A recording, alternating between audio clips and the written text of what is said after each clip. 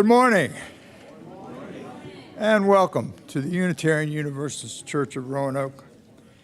If you are visiting for the first time, we extend a special welcome to you, and we certainly hope that you will join us in our fellowship hall behind these accordion doors after the service for our coffee hour. And if you're watching at home on YouTube, we welcome you as well, and we hope everybody will turn around and wave and let you know we're thinking about you even though we can't see you.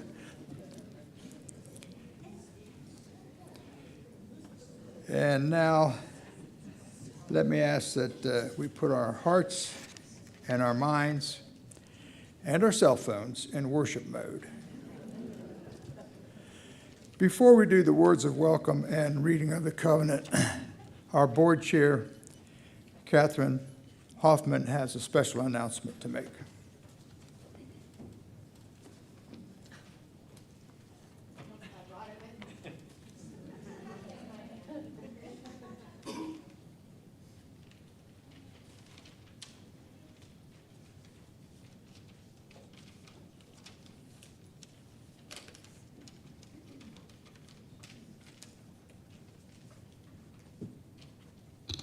Good morning, everyone. I just want to say that despite what the email said, and despite the fact that I'm standing in the pulpit right now, I am not in the pulpit this morning. It's the Article 2 committee that is in the pulpit. Okay, as you know, Reverend Walter has been dealing with serious health issues, and we on the board have been in constant contact with him, working to navigate this tough period. The latest is he's now on medical leave, officially. So in the meantime, know that your board is working on plans for all eventualities during this transition period, including the possibility of hiring a contract minister for next year. We're very grateful to Jesse, Carrie, Susan, Reverend Kirk, and the worship associates for keeping us going during this period. They're doing a fantastic job, all of them. Our hearts are with Reverend Walter and Yvette. As she reported in the latest newsletter, they're grateful for the support they've been receiving from so many of you. Email is the best electronic way to reach out, and cards and notes by mail are also welcome.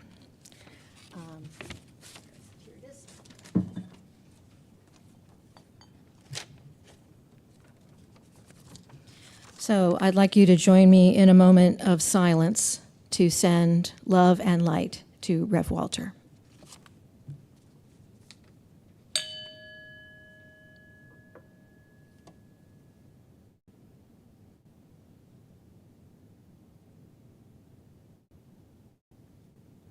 Thank you.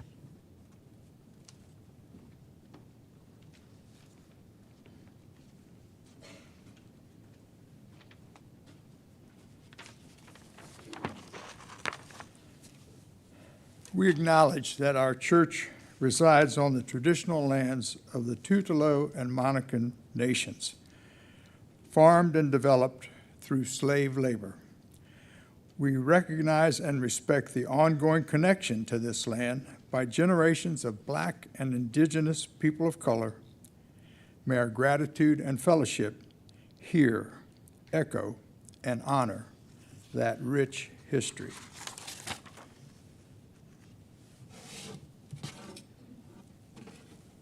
Well, I don't seem to have a... Okay, sorry. Please join me as you're comfortable in reading the words of welcome. Whoever you are, whomever you love, however you express your identity, whatever your situation in life, whatever your experience of the holy, as you come seeking love, your presence here is a gift. Whether you are filled with sadness, overflowing with joy, needing to be alone with yourself, or eager to engage with others, all who welcome all are welcome here. And our covenant, we commit to supporting each other with respect and direct communication as we work in community to explore spiritual growth and to be a force for good in the world.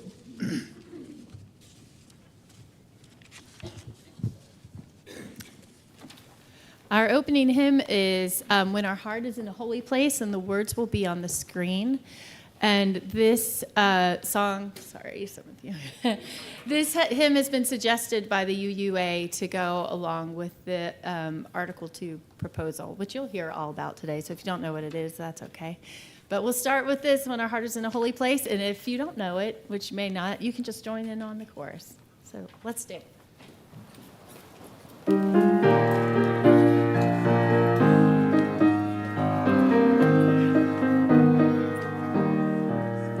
When our heart is in a holy place, when our heart is in a holy place, we are blessed with love and amazing grace. When our heart is in a holy place, when we trust the wisdom in each of us, every color, every creed and line, when we see our faces in each other's eyes, when our heart is in a holy place, when our heart is in a holy place, when our heart is in a holy place, we are blessed with love and amazing grace. When our heart is in a holy place, when we tell the story from deep inside, and we listen with a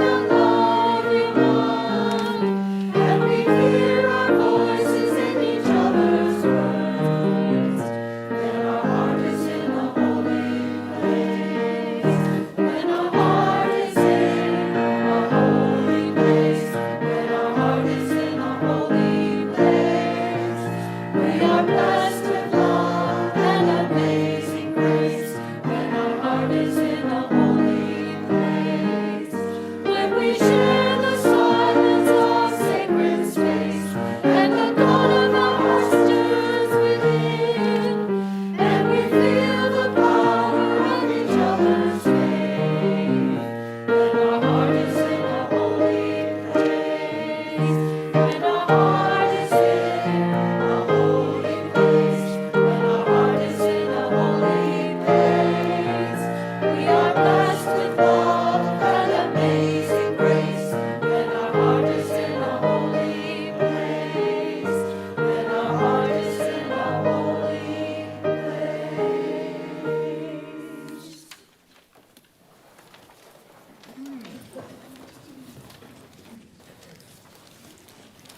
Our opening words this morning come from I Know Why the Caged Bird Sings by Maya Angelou.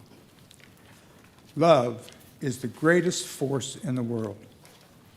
It bridges gaps, heals wounds, and transforms lives.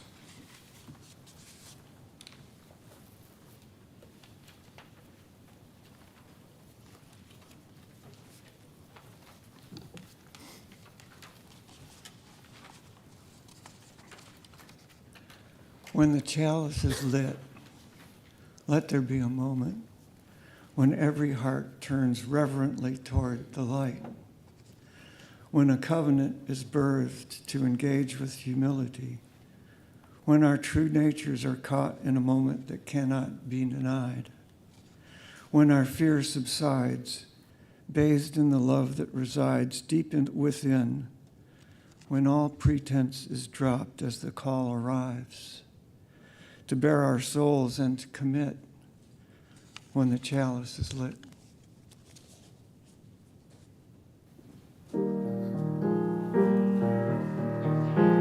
May the light we now kindle inspire us to use our powers to heal and not to harm, to help and not to hinder, to bless and not to curse, to serve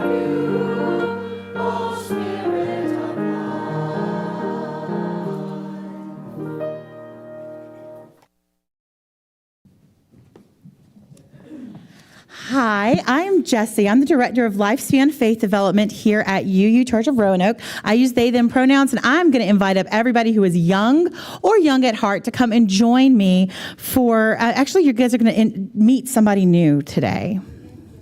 His name is not Jerry. He doesn't have a name. Actually, I know very little about this guy, but this is a jet pig.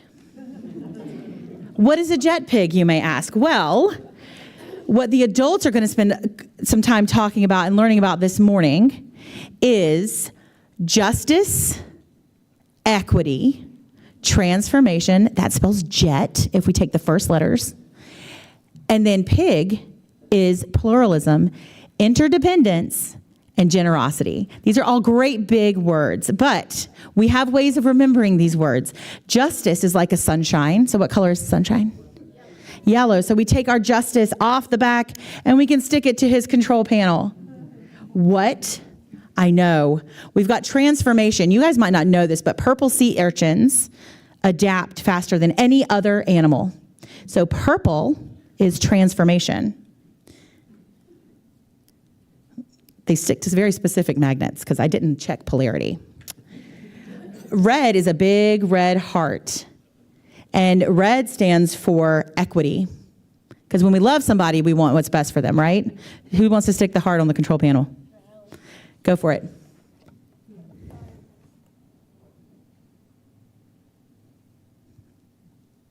Yeah, you're going to have to check. There we go. When we peel an orange, we see all that white stuff on the inside. Does anybody know what that's called? Pith. I got it. It connects all the different fibers and all the different parts of that orange together. So this is our interdependent web, like the inside of the orange, and that is our interdependence. Who wants to stick interdependence on the control panel? Ah!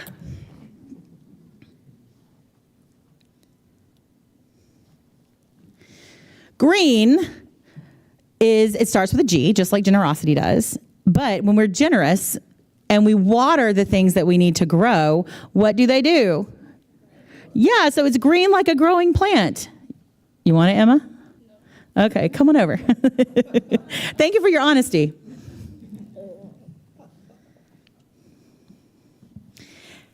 And our last one is pluralism, or plurality. Pluralism, plurality. Okay. I'm still learning them too, obviously. So it's blue. Every year everybody brings in water at the end of summer. And we all connect that way. We all pour our water together. Now, when you pour water into more water, can you tell the difference in your water and someone else's? You can? That's impressive. I can't. So that's why our water communion, the blue of the water communion, is going to represent that value. And I'm going to stick it on there. And with the power of these values combined, we can light our little flames and we can take off with our jet pig. Now, some people say changes happen when pigs fly. Have you ever heard somebody say that? Oh, yeah, they'll happen when a pig flies. Guess what? We've got flying pigs now, so I think we're equipped for some change. You guys are all going to get a coloring book when we go upstairs, and we're going to work on naming our pig. Well, it looks like we already named our pig Jerry. Let's go upstairs.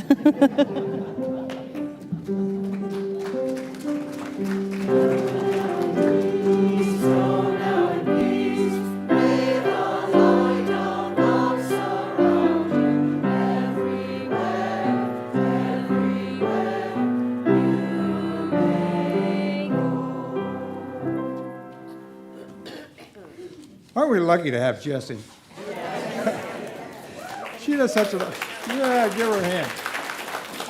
She does such an amazing job connecting whatever she says with the topic for the service that day. It just blows my mind. So what's love got to do with it? The 8th Principal Task Force began meeting in May 2022, almost 2 years ago now. At the request of the UUCR board, the members were our Minister Emeritus, Kirk Ballin, Hildy Getz, Erica Joyner, Henry Woodward, Lynn Yates, and me. We facilitated a series of discussions to inform our congregation about the proposal to add an 8th principle to affirm and promote, quote, a diverse, multicultural community to dismantle racism and other oppressions in ourselves and in our institutions. Our understanding at that time was that the 2023 General Assembly of the UUA would vote on whether to add this eighth principle.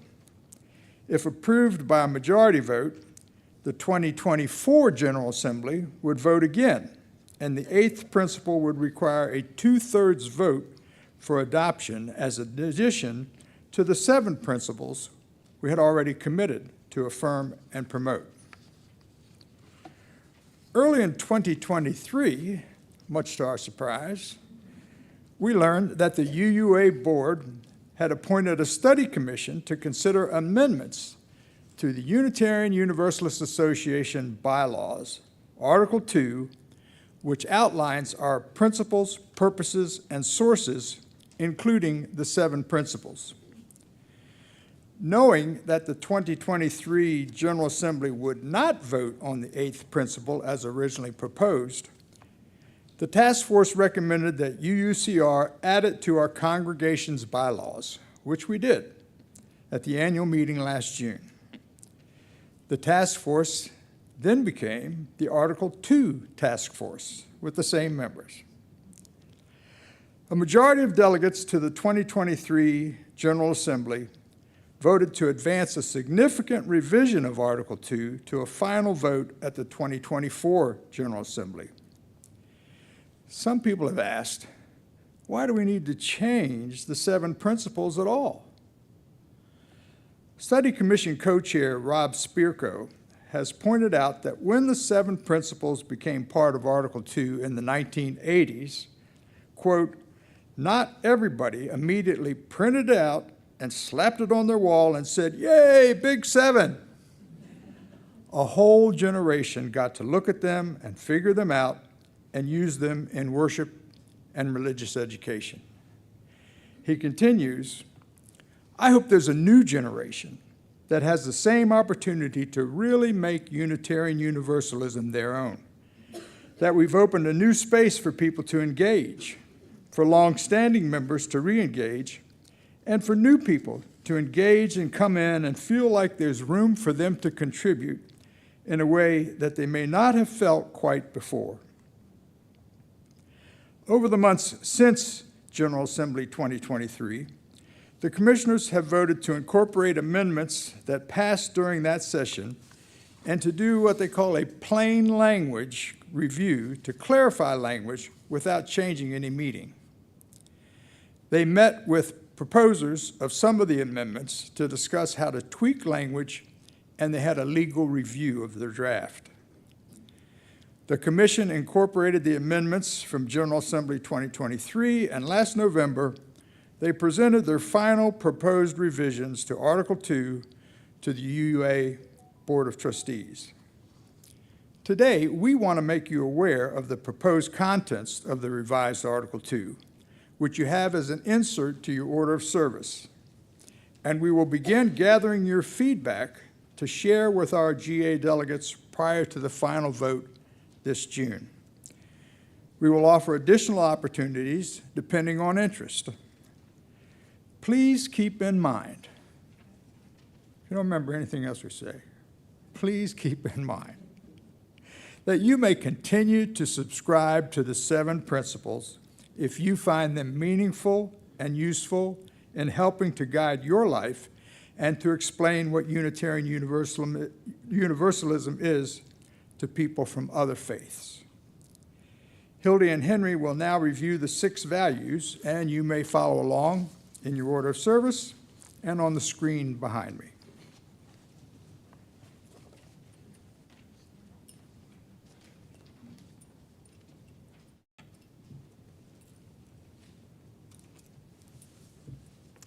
Good morning.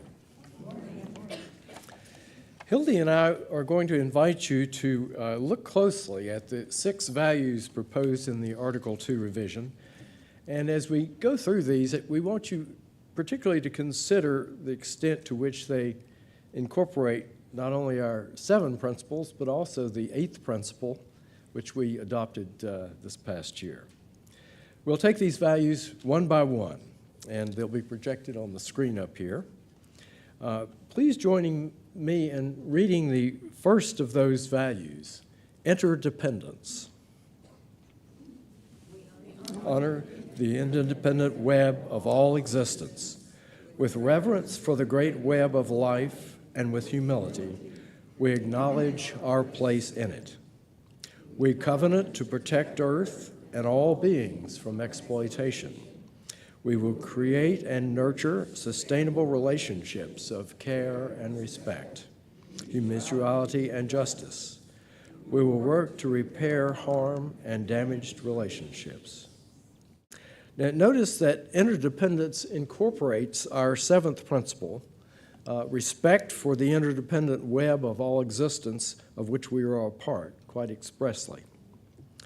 There's also recognition of elements from our first, second, and eighth principles regarding respect, justice, compassion in our relations with others.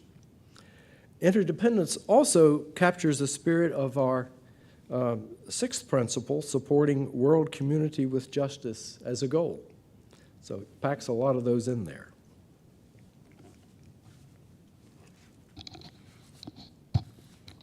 Now please join me in reading pluralism. We celebrate that we are all sacred beings, diverse in culture, experience, and theology. We covenant to learn from one another in our free and responsible search for truth and meaning. We embrace our differences and commonalities with love, curiosity, and respect.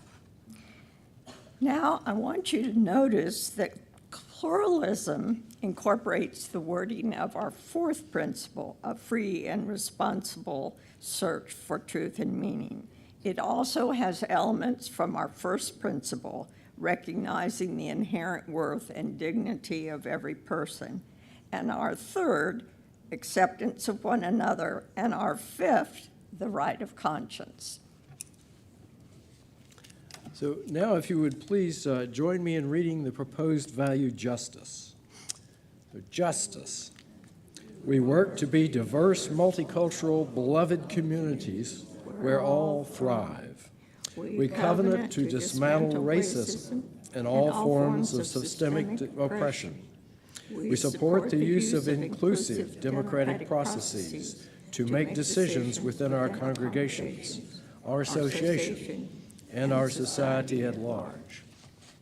You'll notice that justice explicitly incorporates the second principle, justice, equity, and compassion in human relations, as well as our fifth principle, the use of democratic process, and our sixth, the goal of justice for all.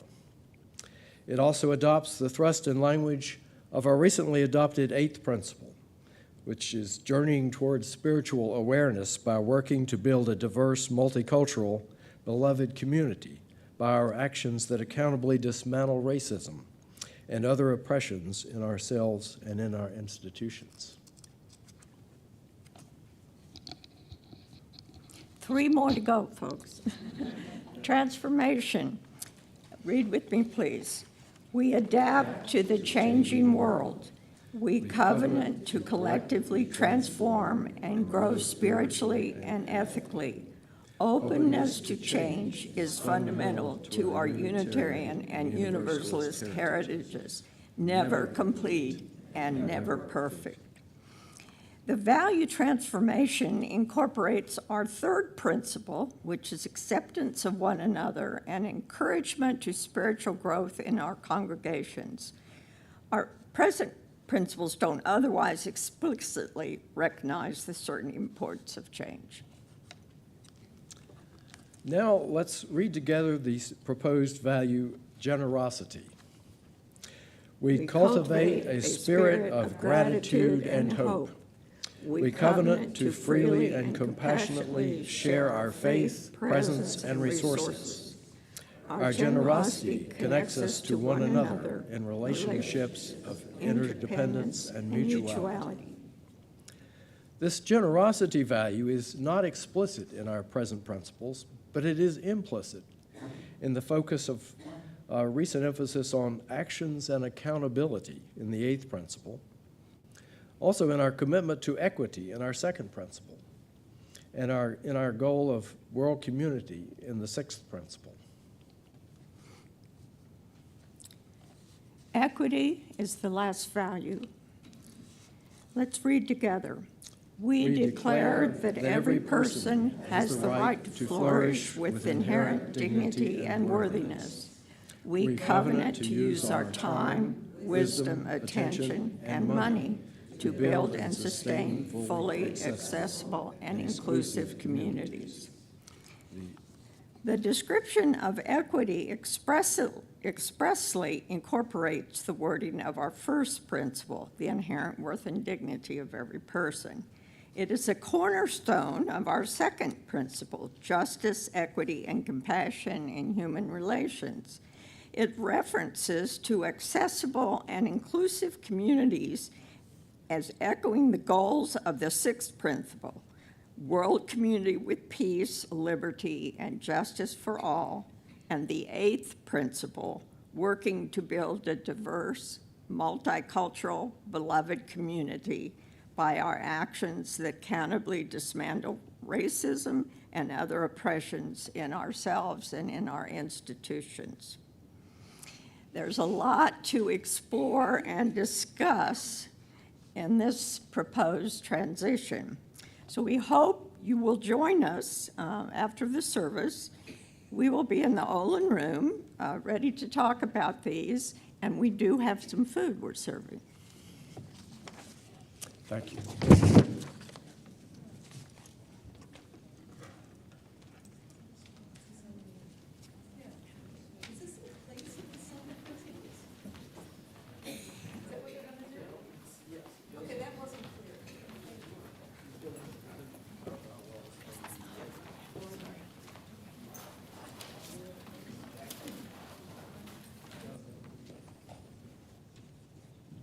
Good morning.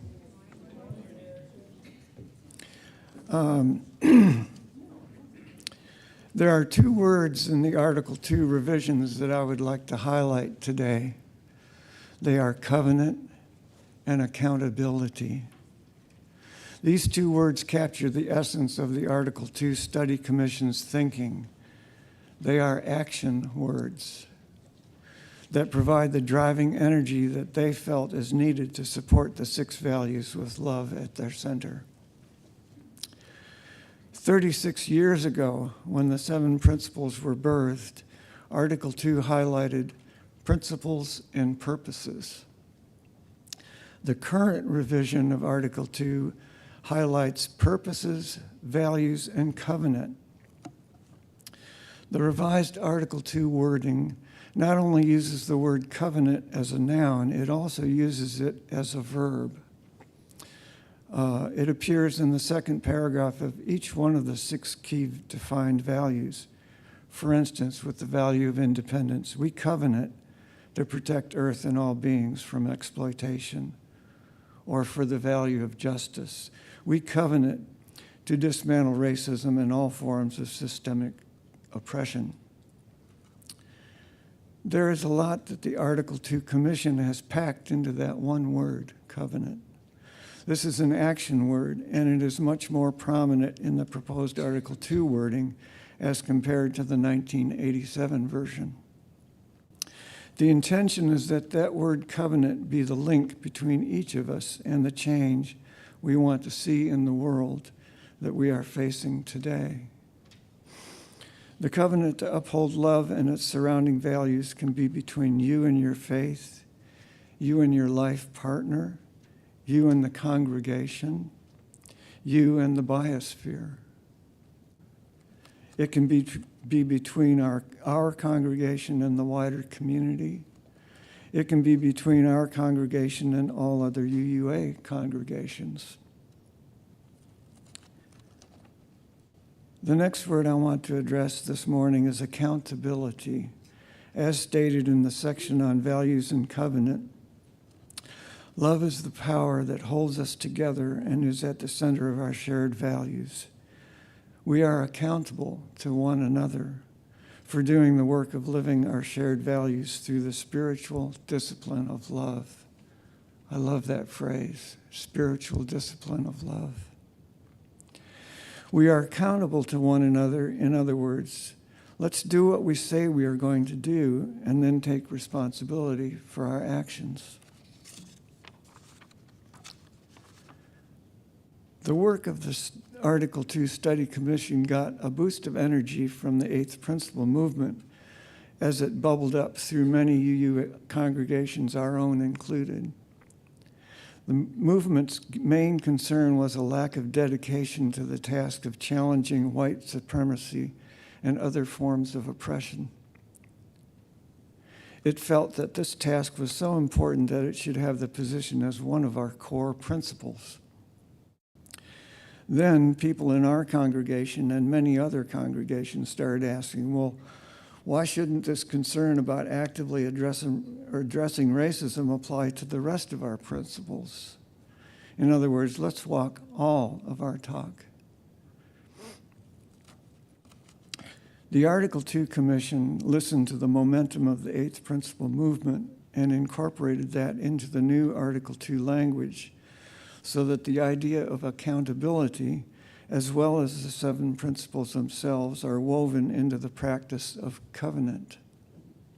In other words, being accountable is part of living up to a covenant. Accountability can be powerful on a congregational level. Accountability lets us measure how our programs live up to our mission.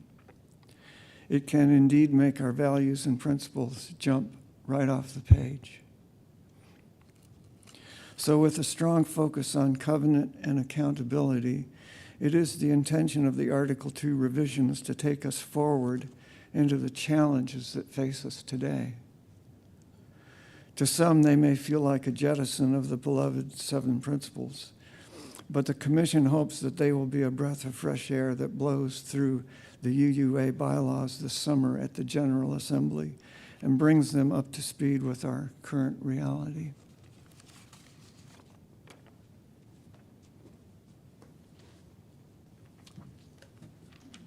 We're going to ask our wonderful choir to hold on for just a couple more minutes as we wrap it up. On January 14, our UUCR Minister Emeritus, Reverend Kirk Ballin, preached a sermon entitled, "Love and Only Love Will Break It Down and Build It Up." Here's a brief quote from that sermon. "What this process does is not to forbid or dictate. Rather, it seeks to help guide us in our efforts to be responsible and accountable as human beings as we seek transformation to heal the world community and the biosphere. So there will never be a dictated UU definition of love that you may abide by.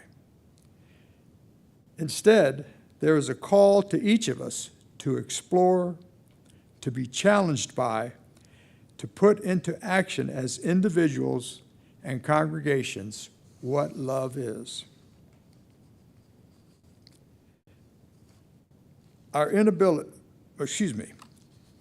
Reverend Ballin said that the proposed revisions to Article 2 of the UUA bylaws are a challenging effort to understand how love is at the center of our 6 values. And using Jesse's order, justice, equity, transformation, pluralism, interdependence, and generosity.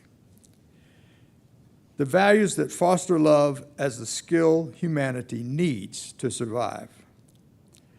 Our ability as individual human beings and as a world community of human beings to love ourselves and others in a healthy way is putting our very survival in jeopardy.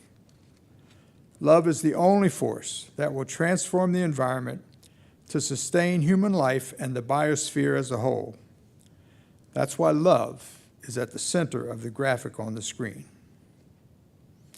As Hildy said, please join us in the Olin Room after the service if you have questions or would like more information, or if you would like to offer feedback for our General Assembly delegates. We will provide a light lunch. Thank you, Carrie.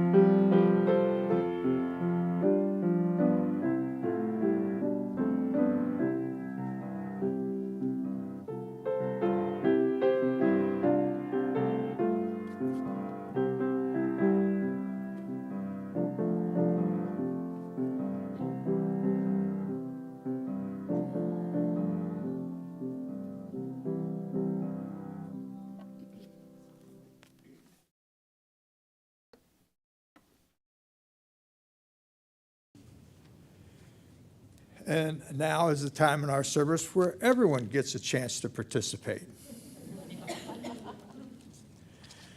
You know, the accountability that you heard about throughout this morning's presentation, we wish we could accomplish on our good intentions alone. Unfortunately, we cannot. It takes our time, our energy, and some of our resources to make it happen. Our ushers will now receive the morning offering.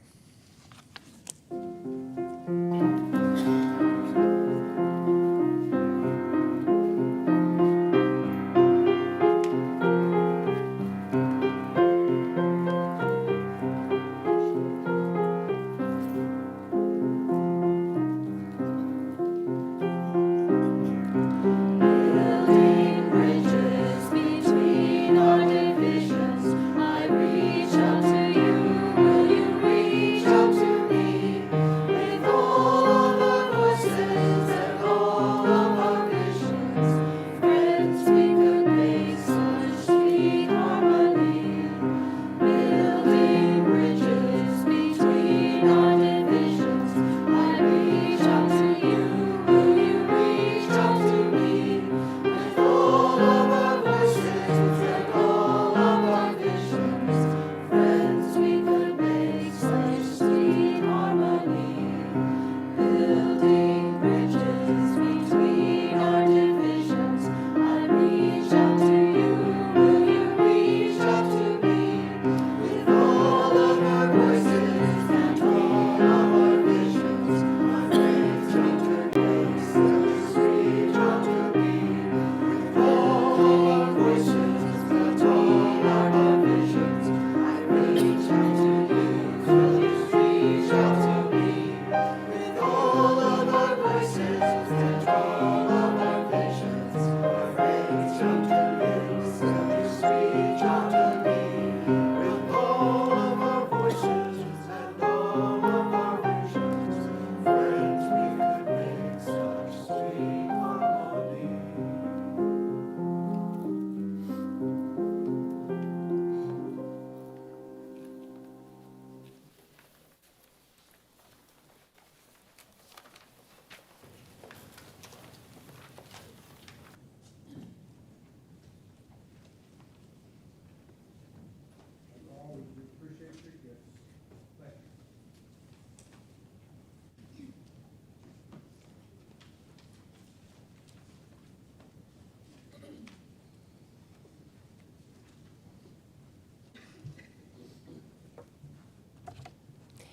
Good morning. I'm Jane Harrison from the Caring Committee, and it's my responsibility this morning to share the joys and the concerns of this congregation with you.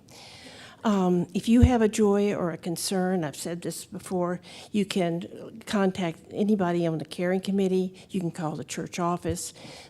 On Sunday mornings, the Lifelines book sits on the altar, and you can write in here whatever you want to put in. We have a number of joys and concerns this morning. First of all, Rosalie Sutherland is at home. She, as you know, she had a nasty fall and broke her pelvis, but she's now living at home. She has help coming in. She would welcome visitors and, of course, cards anytime. If you just want to go see Rosalie, please call in advance. Just remember, she's a little hard of hearing, and she might have to call you back in order for you to visit. Secondly, Tim Andriano is now in Salem Health and Rehab after a very bad fracture of his right leg and ankle. He's quite swollen. He's going to be there for a while. The surgeon needs to do more surgery but can't do anything until the swelling goes down.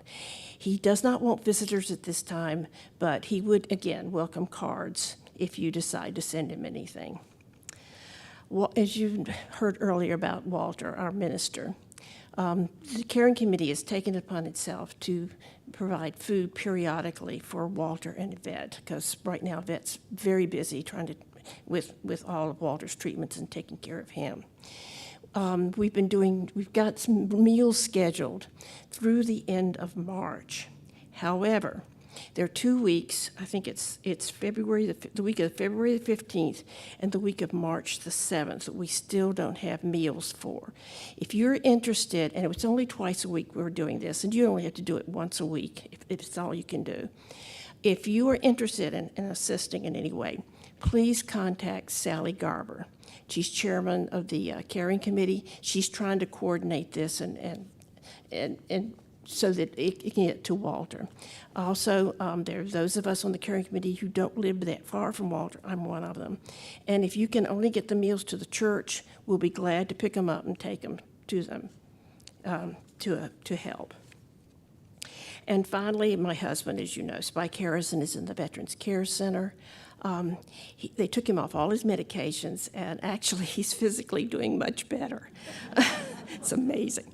It still remains quite confused, however. He likes having visitors. He's starting to recognize some people. But if you want to, but also cards is also welcome as well. And finally, James Rosar has reported that his stepmother, who has just turned 100, is doing very well. She reads books and watches TV without glasses, bless her. Brings along a walker and doesn't have to use it. That's even better. And has an excellent conversation with others. It's a joy to see, and we are so lucky. That is definitely a joy. If you have a joy or a concern in your heart that you want to express in some way, you're welcome to come and light the candles this morning. Please use both sides of the altar.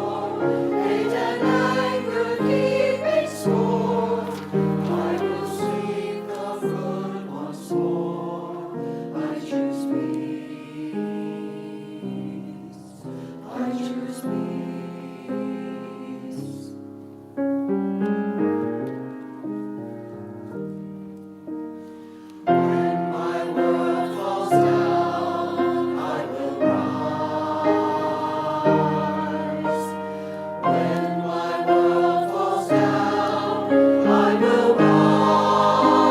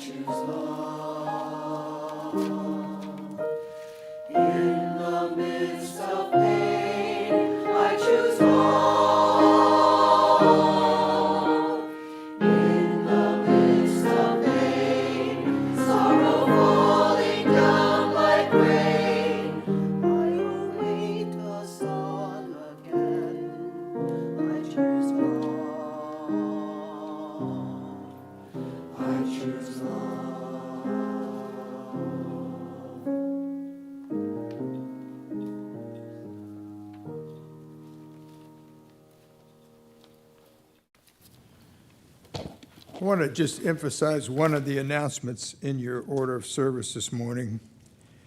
The UUCR Pride Committee has just the task for someone who would like to pitch in but has limited time. They need a volunteer to help organize our congregation's participation in the Southwest Virginia Pride Festival on October 12. Contact information for Gordon Malcheski and Cindy Lawler, not sure Cindy's here this morning, is in your order of service. The citizens group Friends of Evans Spring formed in response to a proposal to rezone the Evans Spring land to allow for mixed development of more than 2/3 of about 150 acres that extend from the other side of Valley View Mall from 581 to the Melrose Rugby neighborhood in Northwest City. Such development would result in significant negative environmental impacts across the Roanoke Valley, especially in the predominantly black community of Melrose Rugby. Friends of Evans Springs has a petition that they would like you to consider, and Louise Chagnon will be, here's Louise. She will be in the fellowship hall after the service to answer any questions and to give you the opportunity to sign if you would like to do so.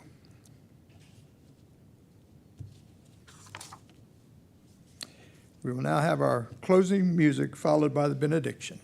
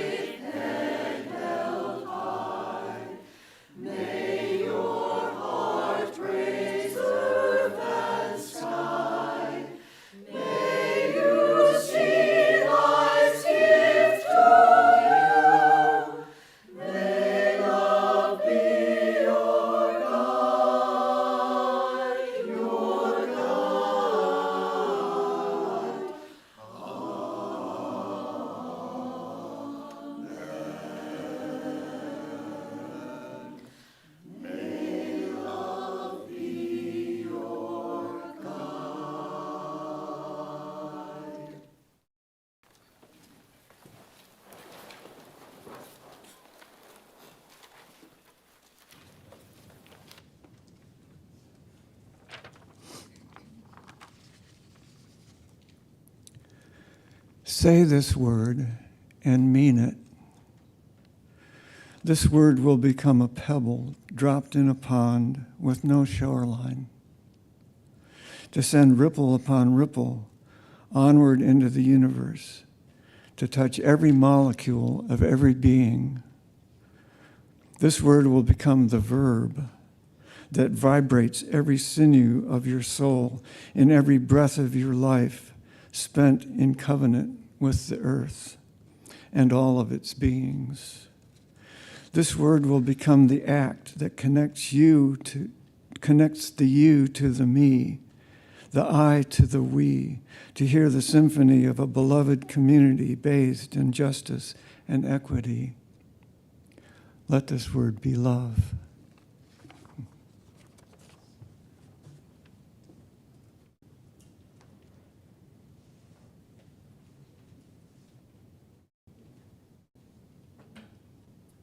Go in peace.